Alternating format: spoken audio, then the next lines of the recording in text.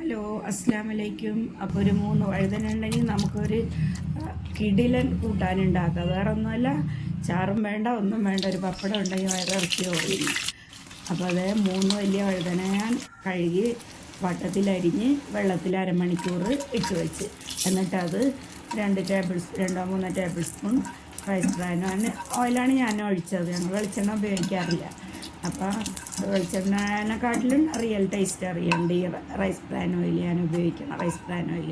അപ്പോൾ അതൊക്കെ അങ്ങോട്ട് എണ്ണയിലിട്ട് തിരിച്ചും മറിച്ചും ഇട്ട് മൊരിച്ച് വെന്ത് മൊരിഞ്ഞ് അത് കോരി വെച്ചിട്ട് ആ എണ്ണയിൽ തന്നെ 12 ഉണക്കമുളക് അതും വറുത്ത് കോരി, പിന്നെ ഒരു 12 ഉള്ളി മതി. എനിക്കിത്തിരി ഉള്ളി കൂടുതലായിപ്പോയി, ഉരുക്കിയൊക്കെ എടുത്തു. അതപ്പോൾ അത് മുഴുവൻ ഇട്ടിയായി.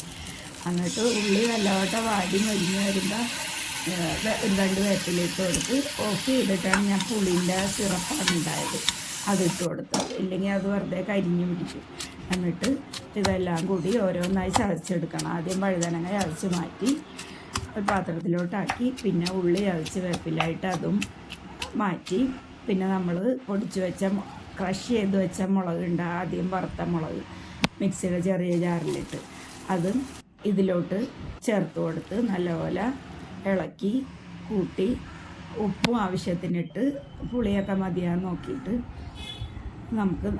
അപ്പം എനിക്ക് അത്ര ഇത് തോന്നിയില്ല, ഇത്തിരി മുളക് കുറഞ്ഞ് ഉള്ളി കൂടിയതായ പോലെ തോന്നി. അപ്പം ഞാൻ എന്ത് ചെയ്ത് ആ പാൻ ചൂടാക്കിയിട്ട് അതങ്ങോട്ട് കയറ്റി വെച്ച്, നമ്മളെപ്പോഴും ചെയ്യണമല്ലോ ഓരോന്ന് കാര്യങ്ങൾ, അത്രേ ഉള്ളൂ. അതങ്ങോട്ട് കയറ്റി വെച്ചിട്ട് കുറച്ച് 2 മുളക് പൊടിയും കുറച്ച് ഇട്ട് കൊടുത്ത് ഒന്ന് മൂപ്പിച്ച് ഒരു തരി വെള്ളം വറ്റിച്ചപ്പോൾ കരിഞ്ഞു പോകില്ല.